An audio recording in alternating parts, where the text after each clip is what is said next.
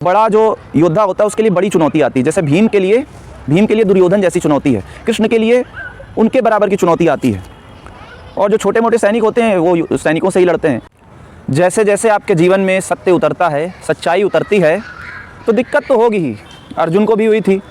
अर्जुन को जब कृष्ण गीता सुना रहे थे, सिखा रहे थे, तब अर्जुन ने शुरुआत में ये बोला है कि हे केशव, मैं युद्ध नहीं करना चाहता।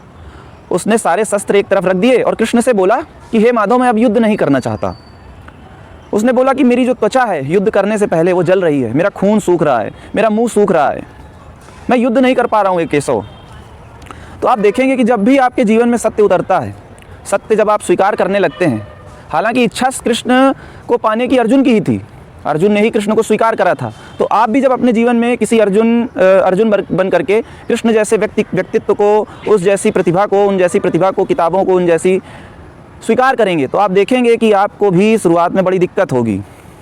लेकिन जैसे गाड़ी आगे शुरुआत में जब बढ़ती है तो धीरे धीरे करके उसकी जो स्पीड है वो अपने आप बढ़ने लगती है। फिर उसको, जैसे कि आप हाईवे में जाएंगे तो आप गाड़ी को चलाएंगे, फिर उसके बाद थोड़ी देर में आप गाड़ी को कुछ करेंगे भी नहीं तो भी चलेगी। जैसे साइकिल है, साइकिल को कुछ देर शुरुआत में पहिया पैडल मार दो, उसके बाद पहिए उसके अपने आप चलने लगते हैं। आप उसे बाद में चलाएं या ना चलाएं, कुछ देर तो चलेगी ही। तो बस ऐसे ही होता है, शुरुआत में कष्ट होता है सत्य को स्वीकार करने में। सत्य को स्वीकार करना शुरुआत में बड़ा कठिन है, लेकिन फिर वो आनंद बन जाता है। आनंद की बात की गई कुल मिला के, अमीरस चाखो, अध्यात्म में कहा गया अमीरस।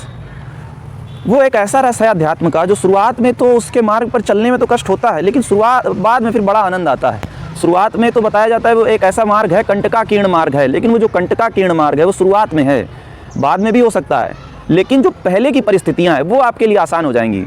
हालांकि जब आप अध्यात्म की राह में आगे बढ़ेंगे तो जैसे कि देखा जाता है कि बड़ा जो योद्धा होता है उसके लिए बड़ी चुनौती आती है। जैसे भीम के लिए दुर्योधन जैसी चुनौती है, कृष्ण के लिए उनके बराबर की चुनौती आती है। और जो छोटे मोटे सैनिक होते हैं वो सैनिकों से ही लड़ते हैं। तो जितना बड़ा योद्धा उतनी बड़ी चुनौती। तो आप जब आगे बढ़ेंगे तो आपके जीवन में भी बड़ी से बड़ी चुनौती तो आएगी, लेकिन जो छोटी मोटी जो पुरानी चुनौतियाँ हुआ करती थीं वो आपको बड़ी छोटी लगेंगी। उसी को बोला जा रहा है कि शुरुआत में तो चुनौती आती है, लेकिन जो बाद की चुनौतियाँ होती हैं वो पहले की तुलना से बड़ी आसान होती हैं, उनको आप चुटकी में निपटा देंगे। जैसे आपने देखा होगा कि जब आप क्लास 10th में गए तो आपसे 8th की मैथ अपने आप सॉल्व होने लगती है।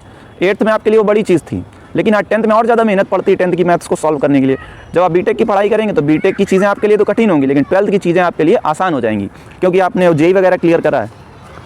तो हमारा जो जीवन का मार्ग है वो ऐसा ही है, जिस स्टेज से आप गुजरते हैं वो आपके लिए हल्की हो जाती है। तो गुजरना महत्वपूर्ण है।